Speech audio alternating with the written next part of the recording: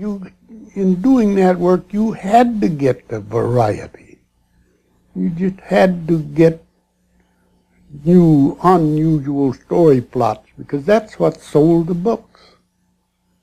It was just a matter of necessity. Write good stories, write fresh, new ideas, write complex things that you make look simple. Ja, hallo und herzlich willkommen zu einer weiteren Ausgabe von ComiCritic.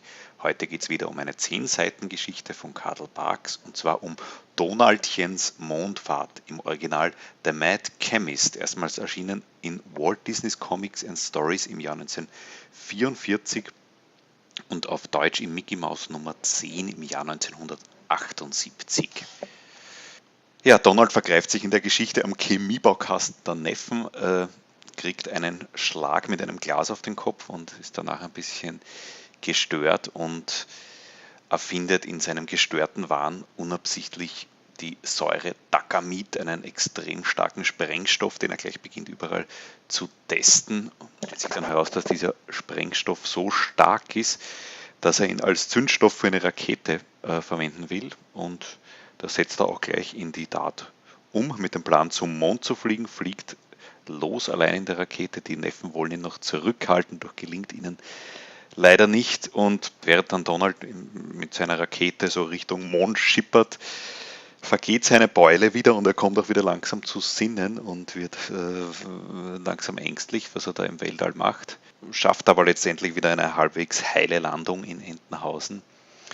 Dort wollen ihn die Leute gleich gratulieren zur ersten Raumfahrt der Geschichte, doch er kann sich an nichts mehr erinnern.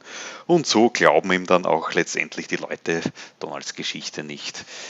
Und er weiß auch im Großen und Ganzen nicht mehr, was er gemacht hat. Nur mehr aus den Erzählungen der Neffen.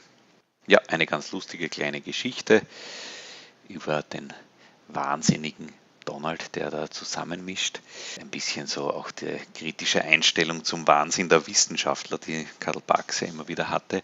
Und natürlich sehr interessant, viele, viele Jahre, mehr als 20 Jahre, fast 30 Jahre vor der ersten Mondfahrt, kommt hier schon eine Rakete vor. Auch ein bisschen wenig wissenschaftlich, aber halt im Comic-Stil. Es ist überhaupt ein Thema Raumfahrt und Raketen, die Karl Barks auch in späteren Geschichten immer wieder beschäftigt hat. Auch dann zu jener Zeit, wo dann die USA wirklich schon Raketen in den Weltall und zum Mond geschickt haben. Aber nicht nur die Rakete ist ein technisches Gerät, die hier einen großen Auftritt hat, sondern auch Donalds klassisches Auto, das hier ein bisschen in größerem Umfang das erste Mal vorkommt. Ebenfalls ein Design, was dann andere Zeichner übernommen haben und fast auch sowas wie eine Figur ist, die Karl Barks für den Disney-Konzern erschaffen hat. Kurz ist das Auto ja schon in der Gute Nachbarn-Geschichte vorgekommen, doch hier hat es den ersten größeren Auftritt und wird auch eigentlich auch gleich wieder in dieser Geschichte vernichtet. Es geht in einem See unter, aber ab dieser Geschichte kommt es dann wirklich sehr, sehr oft in den Karl Barks Comics um Donald Duck und seine Neffen vor. Ja, in den frühen 90er Jahren habe ich übrigens Donalds Auto zusammen mit meinem Vater für ein Schultheaterstück nachgebaut.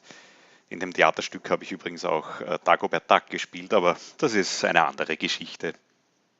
Ja, und auch der Facharzt, der Donald Duck in dieser Geschichte untersucht, ist einer von diesen verrückten, leicht dämlich aussehenden Wissenschaftlern. Ein Prototyp, der ebenfalls in späteren Karl Barks Geschichten immer wieder vorkommen wird. Auch interessant ist, dass Barks hier mit der Aufteilung der Kästchen, also der Panels, immer kreativer wird. Früher hatte er immer die ganz klassische Aufteilung mit immer gleich großen Panels pro Seite. Hier wird er langsam kreativer. Es gibt kleinere Panels, größere Panels und Panels, die sich ein bisschen überlappen. Das sollte sich dann in späteren Geschichten auch immer weiter steigern. Im Prinzip war es das schon wieder. Nachlesen kann man das Ganze in der Nummer 3 der gelben Edition der Barks Library. Liken und so weiter. Vielen Dank fürs Zuschauen und grüß eng. Ganz eine kurze Verabschiedung was diesmal.